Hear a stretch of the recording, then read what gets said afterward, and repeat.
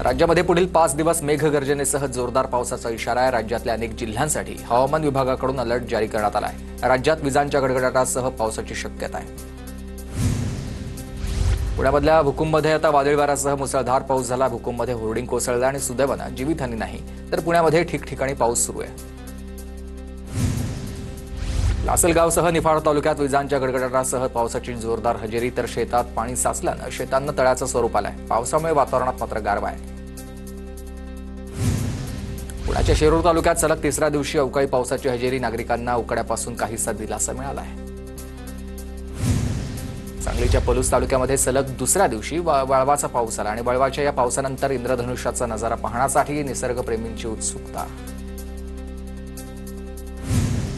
इगतपुरीमध्ये अवकाळी पावसाचा धुमाकूळ, विजांच्या गडगडाटासह पावसाची हजेरी, तर उन्हाळी कांदा, बाजरी आणि भाजीपाला पिकांना मात्र फटका बसला। सिंधुदुर्ग जिल्ह्यामध्ये अवकाळी पाऊस, दोडामार्ग शहरातल्या रस्त्यांवर सखल भागामध्ये पाणी साचलेले आहे।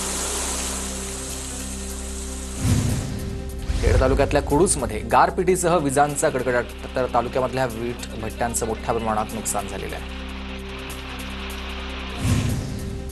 अमरावती शहरासह ग्रामीण भागामध्ये मुसळधार अवकाळी पावसाची हजेरी, तर अवकाळी पावसामुळे कांदा आणि संत्रा बागांना मोठा फटका बसण्याची शक्यता आहे। वाशिमच्या मानोऱ्यामध्ये जोरदार पावसाची हजेरी, तर अचानक आलेल्या पावसामुळे शेतकऱ्यांची तूर पावसामध्ये भिजली आहे। तूर भिजल्यामुळे शेतकऱ्याला अश्रू अनावर झाले। अहिल्यानगर जिल्ह्यात अनेक भागामध्ये अवकाळी पावसाची जोरदार हजेरी, तर या पावसामुळे सखल भागात पाणी साचलंय। पावसामुळे वातावरणात मात्र गारवा आहे। गोंदिया जिल्ह्यात अवकाळी पावसामुळे 230 घरांचं नुकसान झालंय। अवकाळी पावसामुळे एका व्यक्तीचा मृत्यू देखील झाला आहे। साताऱ्याच्या पाटणमध्ये अवकाळी पावसाची जोरदार हजेरी, उष्णतेपासून हैराण नागरिकांना पावसामुळे दिलासा मिळाला, मात्र काढणीला आलेल्या भुईमूग आणि आंबा पिकांचं मोठं नुकसान झालंय। अमरावती जिल्ह्याच्या अनेक भागात वादळी वाऱ्यासह पावसाची हजेरी आणि सोसाट्याच्या वाऱ्यामुळे ऊसगव्हाण परिसरात मोबाईलचा टॉवर शेतामध्ये कोसळलेला आहे। छत्रपती संभाजीनगर शहरात पाण्यासाठी काँग्रेस आक्रमक झाली आहे। शहराला पाणी पुरवठा करण्यात यावा या मागणीसाठी पालिकेसमोर आंदोलन। पुण्यामधल्या औद्योगिक क्षेत्रात प्रदूषण करणारे उद्योग शरद पवारच बंद करतील, साहेब आम्हाला तोंड जोडायला लावू नका। पुण्यामध्ये रांजणगावमध्ये शरद पवारांसमोर शेतकऱ्यांनी तोंड जोडून घेतलेलं आहे। हिंगोली जिल्ह्यामध्ये भीषण पाणी टंचाई, औंढा नागनाथ तालुक्यातल्या नागरिकांची पाण्यावर टँकर आल्यावर गर्दी होत्या। नांदेडच्या सावरगाव माळ या गावावर आता पाणी टंचाईचं संकट आहे। तलावातील पाणी आटल्यानं पाण्यासाठी नागरिकांची वणवण सुरू आहे। टँकरनं पाणी पुरवठा करण्याची मागणी होते।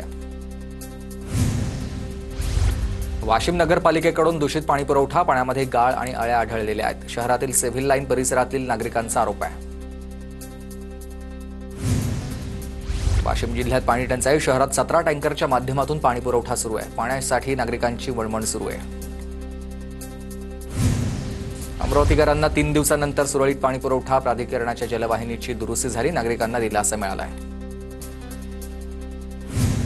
छत्रपती संभाजीनगरमध्ये उद्या ठाकरेंच्या शिवसेनेचा भव्य हल्लाबोल मोर्चा, तर विधान परिषद विरोधी पक्षनेते अंबादास दानवेंकडून दुचाकीवरून मोर्चाचा प्रचार। गोंदिया तिरोडा नगर परिषद निवडणुकीची काँग्रेसकडून जोरदार तयारी, तर काँग्रेसची संघटनात्मक मोर्चेबांधणी सुरू आहे। वर्ध्याच्या आजनसरामधील संत भोजाजी महाराज देवस्थानच्या पर्यटन स्थळाचा ब दर्जा उन्नतीसाठी प्रस्ताव सादर करावा, महसूल मंत्री चंद्रशेखर बावनकुळे यांचे हे निर्देश आहेत आणि आमदार समीर कुणावार, ग्रामविकास विभागाचे प्रधान सचिव एकनाथ डावले यांच्या उपस्थितीमध्ये या संदर्भात बैठक झाली।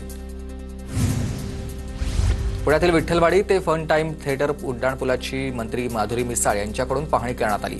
पोलीस आयुक्तांच्या उपस्थितीमध्ये उड्डाणपुलाची पाहणी झाली आणि रस्त्यावरील अतिक्रमण काढण्याच्या सूचना मिसाळ यांनी दिल्या। सोलापूरच्या पंढरपूरमध्ये अण्णासाहेब पाटील आर्थिक मागास विकास महामंडळाच्या वतीनं जनता दरबाराचं आयोजन, शेकडो लाभार्थ्यांची जनता दरबाराला उपस्थिती। विविध विषयांसंदर्भात मदत आणि पुनर्वसन मंत्री मकरंद आबा पाटलांच्या अध्यक्षतेखाली बैठक संपन्न झाली। मुळशी आणि मावळच्या आमदारांनी धरणग्रस्तांचे विविध प्रश्न मांडलेत या बैठकीमध्ये। अमरावती जिल्ह्यातल्या कंझरा ते नांदगाव या 4 किलोमीटर रस्त्याची दुरावस्था झाली आणि रस्त्यावर अनेक खड्डेच असल्यानंच अपघाताची देखील शक्यता वर्तवली जाते। जळगावच्या सराफा बाजारामध्ये सोन्याच्या दरामध्ये घसरण, तर सोन्याचे दर हे 94,800 रुपयांवर आहेत. आठवड्याभरामध्ये सोन्याचे दर हे 5,000 रुपयांनी स्वस्त झालेले आहेत. शेतकऱ्यांच्या मागण्यांसाठी छावा क्रांतीवीर सेनेचे येवल्यामध्ये आमरण उपोषण, तर आज आमरण उपोषणाचा दुसरा दिवस आहे. धुळ्यामध्ये प्रलंबित मागण्यांसाठी कृषी विज्ञान केंद्रातल्या कर्मचाऱ्यांनी काम बंद आंदोलन केलंय. मागण्या मान्य न झाल्यास तीव्र आंदोलन करण्याचा इशारा दिला आहे.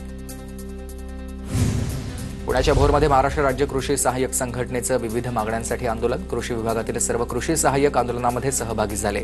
मागण्या पूर्ण होत नाही तोपर्यंत काम बंद आंदोलन सुरूच ठेवण्याचा इशारा आहे.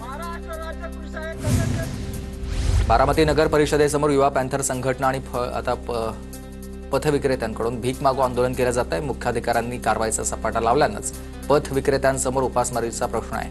नगर परिषद हद्दीमध्ये पथविक्रेत्यांना विक्रीस परवानगी देण्याची मागणी आहे.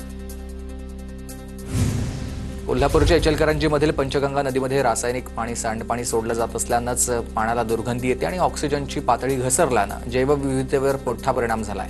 नदीपात्रात मासेमारी नष्ट झाल्यानं नागरिक आणि शेतकरी संतप्त आहेत. गाव पातळीवरील समस्या सरकारपर्यंत पोहोचवण्यासाठी रवी मानव यांच्याकडून 27 जिल्ह्यांची सायकलवारी. शासकीय योजनांमधील अपहार कसा रोखावा यासाठी 28 वर्षांच्या अभ्यासानंतर बनवलंय पुस्तक. पुण्यामध्ये कोयता गँग पुन्हा सक्रिय झाले. पुण्यातल्या दत्तवाडी परिसरात भर दुपारी पूर्व वैमनस्यामधून एकावर वार करण्यात आलाय. संपूर्ण घटना सीसीटीव्हीमध्ये कैद. पोलिसांकडून सध्या आरोपींचा शोध सुरू झालेला आहे. बीड जिल्ह्यामध्ये काल भर दिवसभरामध्ये 5 ठिकाणी चोरी. शहरातील वेगवेगळ्या पोलीस ठाण्यात तक्रारी दाखल झालेल्या आहेत. वाशिम जिल्ह्यात सततच्या हवामान बदलाचा नागरिकांच्या आरोग्यावर परिणाम. नागरिक सर्दी खोकला सदृश आजारांनी त्रस्त आहेत.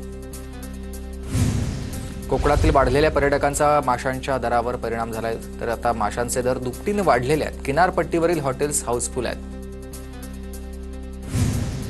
गावठी पिस्तूल हाताळताना चुकून गोळी सुटल्यानं तरुण गंभीर जखमी झालाय. जळगावातल्या शिवाजीनगरमध्ये ही घटना घडली. तरुण कारमध्ये जात असताना बंदूक हाताळत होता आणि या दरम्यान ही घटना घडलेली आहे. नाजिम पटेल असं या जखमी झालेल्या तरुणाचं नाव आहे. अमरावतीच्या जवलापूरमध्ये घरावर 11 केव्ही वीजवाहिनीचा आता 7 वर्षे चिमुकल्याला जबर शॉक लागला. प्रकृती चिंताजनक असल्यानं चिमुकल्यावर सध्या रुग्णालयात उपचार सुरू आहेत. चंद्रपूरच्या बल्लारपूर शहरात वेकोलीच्या सहाय्यक प्रबंधकाच्या घरात दरोडा. 8.5 तोळे सोनं, मोबाईल फोन, प्रॉपर्टीचे कागदपत्र आणि बॅग लंपास केली आहे. नागरिकांमध्ये सध्या भीतीचं वातावरण आहे. नागपूर गुन्हे शाखेनं 456 ग्रॅम एमडी ड्रग जप्त केलाय. हुडकेश्वर पोलीस ठाण्याच्या हद्दीमध्ये याची मार्केटमध्ये धाड टाकत गुन्हे शाखेची कारवाई. जळगावच्या रावेरमध्ये धुरखेडा या गावात पुनर्वसनाच्या मागणीसाठी ग्रामस्थांचं तापी पूर्णा या नदीपात्रामध्ये जलसमाधी आंदोलन. जोपर्यंत 35 घरांचं पुनर्वसन होत नाही तोपर्यंत आंदोलन सुरूच राहणार. ग्रामस्थांचं पवित्र आहे. धाराशिवच्या परंड्यामध्ये विठ्ठल बिरुदेव यात्रा मोठ्या उत्साहात संपन्न. यात्रेसाठी भाविकांची देखील मोठी गर्दी. जळगावच्या मुक्ताईनगरमधील वडोदा या वनपरिक्षेत्रामध्ये आता 557 वन्य प्राण्यांची नोंद झाली. 66 ठिकाणाहून वन्यजीव प्राण्यांची गणना करण्यात आली आहे. धाराशिवमध्ये पवन चक्कीच्या सुरक्षा रक्षकाकडून महिला शेतकरी आणि तिच्या मुलाला मारहाण करण्यात आली. या मारहाण करून शेतकरी कुटुंबावरच दाखल केलाय गुन्हा. दाखल केलेला खोटा गुन्हा मागे घेण्याची महिलेची मागणी आहे. वाशिमच्या मानोरामध्ये अवकाळी पावसाची जोरदार हजेरी. कृषी उत्पन्न बाजार समितीमध्ये शेतकऱ्यांची तारांबळ. तूर पिकांचं नुकसान होण्याची शक्यता आहे. रायगडमध्ये अवकाळी पावसाच्या जोरदार सरी. महाड तालुक्यामधल्या रस्त्यांची अवस्था बिकट झाली आणि रस्त्यावर सर्वत्र चिखल आहे. अवकाळी पावसामुळे पुणे आणि रायगडला जोडणाऱ्या वरंध घाटामध्ये चिखलमय रस्ता झालाय. चिखलाच्या वाटेनं वाहनधारकांना करावा लागतोय प्रवास आणि भोर महाड रस्त्याच्या रुंदीकरणाचं काम सुरू असल्यानंच हा रस्ता चिखलमय झालेला आहे.